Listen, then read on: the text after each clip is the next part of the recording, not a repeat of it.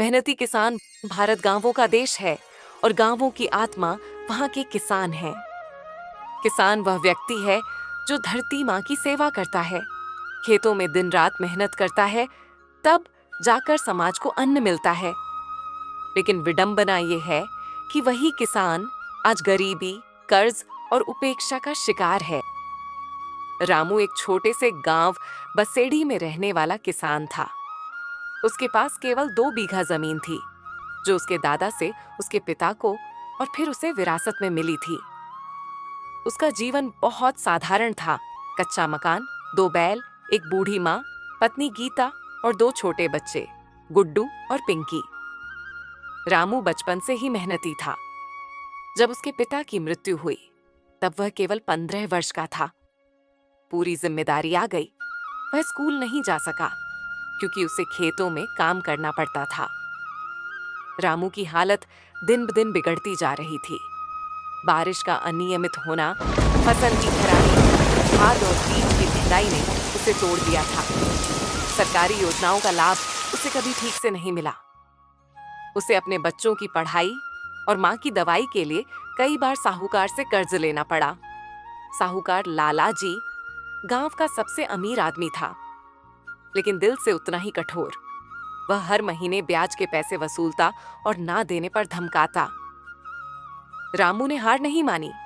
उसने अगली फसल में गन्ना उगाने की सोची ताकि थोड़ा मुनाफा हो। उसने उधार लेकर बीज और खाद खरीदे, दिन रात खेतों में मेहनत की। लेकिन उसी साल एक बड़ी बारिश ने उसकी फसल को बर्बाद कर दिया। सब कुछ खत्म हो गया। रामू की पत्नी गीता रोने लगी। अब क्या होगा रामू? बच्चों को क्या खिलाएंगे?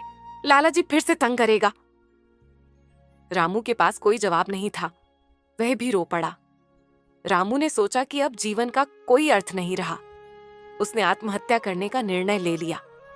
अगर मैं चला गया तो ये कैसे जिएंगे? यही सोचकर उसने खुद को संभाला और निश्चय किया कि वह फिर से कोशिश करेगा। अगले दिन गांव में एक एनजीओ आई, कृषि मित्र। उन्होंने किसानों को जैविक खेती के बारे में बताया। रामू ने भी इस योजना में भाग लिया। उसे मुफ्त में प्रशिक्षण मिला, बीज और खाद भी। इस बार उसने धैर्य और लगन से जैविक तरीके से खेती की। इस बार फसल अच्छी हुई।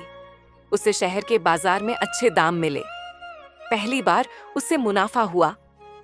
उसने सबसे पहले लाला जी का कर्ज चुकाया, फिर बच्चों का स्कूल में दाखिला कराया। रामू अब गांव में मिसाल बन गया था। लोग उसकी मेहनत की तारीफ करने लगे। उसने दूसरों को भी जैविक खेती के लिए प्रेरित किया। गीता भी अब महिलाओं के स्वयं सहायता समूह से जुड़ गई थी और अचार पापड़ बनाकर बेचने लगी।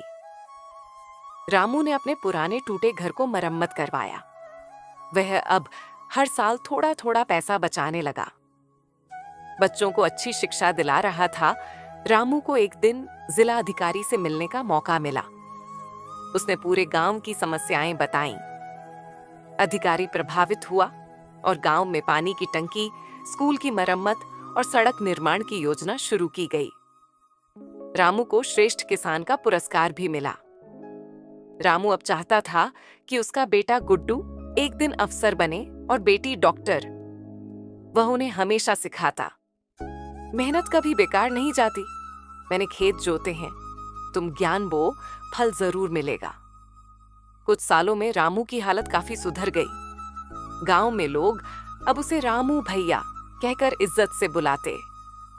जब कोई नया किसान संघर्ष में होता तो सबसे पहले रामू के पास सलाह लेने आता। शिक्षा रामू की कहानी उस हर किसान की कहानी है जो तमाम कठिनाइयों के बावजूद हार नहीं मानता। गरीबी, अन्याय और प्राकृतिक आपदाओं के बीच भी अगर व्यक्ति में आत्मविश्वास और मेहनत की ताकत हो तो वह दुनिया बदल सकता है।